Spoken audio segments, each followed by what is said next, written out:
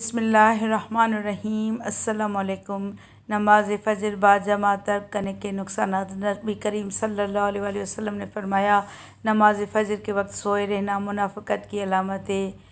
نماز فجر کے وقت سوئے رہنے والے کا سر موت سے لے کر قیامت تک مسلسل پتھر سے کچلا جاتا رہے گا۔ صحیح بخاری کی یہ حدیث شریف ہے۔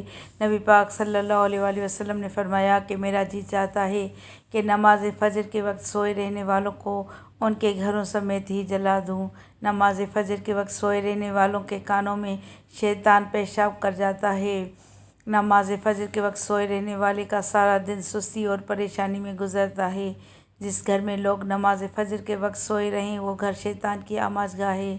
نمازوں کو ضائع کرنے والے لوگ جہنم کی غیر نامی وادی میں ہوں گے، اور یہ وہ وادی ہے جس میں جہنمیوں کا خون اور پیپ دوڑتا ہے۔ استغفر اللہ ربی من کل ذنب و اتوب الیہ۔